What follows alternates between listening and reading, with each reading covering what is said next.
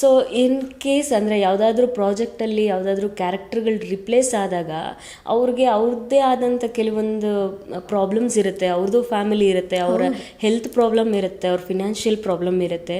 So ಅಂದರೆ ವೀಕ್ಷಣೆ ಮಾಡೋರು ಹೌದು, ಅಂದರೆ ಈ ಕ್ಯಾರೆಕ್ಟರ್ನ ಬೇರೆಯವ್ರು ಮಾಡಿದಾಗ ಒಪ್ಕೊಳ್ಳೋದಕ್ಕೆ ಸ್ವಲ್ಪ ಕಷ್ಟ ಆಗಬಹುದು, ಆಗುತ್ತೆ ಕೂಡ. ಅದನ್ನು ಸ್ವಲ್ಪ ಅರ್ಥ ಮಾಡಿಕೊಂಡು ಅಂದರೆ ಅವ್ರ ಹೆಲ್ತು ಅವ್ರ ಫ್ಯಾಮಿಲಿ ಕೂಡ ಇಂಪಾರ್ಟೆಂಟ್ ಆಗುತ್ತೆ. ಸ್ವಲ್ಪ ಅಕ್ಸೆಪ್ಟ್ ಮಾಡ್ಕೊಳ್ಳಿ, ಸ್ವಲ್ಪ ದಿನ ಅವರು ನಿಮಗೆ ಅಡ್ಜಸ್ಟ್ ಆಗ್ತಾರೆ. ಆ ಕ್ಯಾರೆಕ್ಟರ್ಗಳನ್ನ ಇನ್ನೂ ಚೆನ್ನಾಗಿ ಅಭಿನಯಿಸಲಿಕ್ಕೆ, ಅಂದರೆ ಮೊದಲಿದ್ದವ್ರಿಗಿಂತ ಅಭಿನಯಿಸಲಿಕ್ಕೆ ಅವರು ಶ್ರಮ ಹಾಕ್ತಾರೆ. ನಿಮ್ಮ ಸಪೋರ್ಟ್ ಬೇಕು.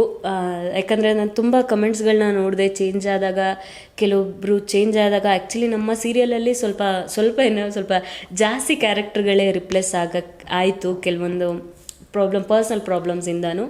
ಅದನ್ನು ಸ್ವಲ್ಪ ದಯವಿಟ್ಟು ಕನ್ಸಿಡರ್ ಮಾಡಿ ಅಂತ. ಎಕ್ಸಾಕ್ಟ್ಲಿ, ಅಂದರೆ ಆ ಪಾತ್ರವನ್ನು ಜನ ಅಷ್ಟು ಇಷ್ಟಪಟ್ಟಿರ್ತಾರೆ. ಹೌದು, ಹಂಗೆ ಕೂರಿಸಿರ್ತಾರೆ. ಅದು ಕಲಾವಿದರಿಗೆ ಸಿಗೋಂಥ ರೆಸ್ಪಾನ್ಸ್, ನಾನು ಹೋಗಿದ್ದಕ್ಕೆ ಬೇಜಾರು ಮಾಡ್ಕೊಂಡ್ರು ಅಂತ. ನಿಜ. ಈಗ ಲಕ್ಷ್ಮಿ ಅವ್ರು ಚೇಂಜ್ ಆದಾಗ ಪಾಪ ಅವ್ರ ಅಮ್ಮಂಗೆ ಹುಷಾರಿರಲಿಲ್ಲ. ಆಮೇಲೆ ತನು ಕ್ಯಾರೆಕ್ಟರ್ ಚೇಂಜ್ ಆದಾಗ ಅವಳಿಗೆ ಸ್ವಲ್ಪ ಹೆಲ್ತ್ ಅಪ್ಸೆಟ್ ಆಗಿತ್ತು. ಸೊ ಈಗ ಒಬ್ರು ಚೇಂಜ್ ಆದರು, ನೆಕ್ಸ್ಟ್ ಇನ್ನು ಯಾರಾದರೂ, ಯಾಕಂದರೆ ಹಾಗೇ ಆಗುತ್ತೆ, ಹ್ಯೂಮನ್ ಬಾಡಿ ಏನು ಚೇಂಜಸ್ ಆಗೇ ಆಗುತ್ತೆ. ಸೊ ಅಕ್ಸೆಪ್ಟ್ ಮಾಡ್ಕೊಳ್ಳಿ ಪ್ಲೀಸ್.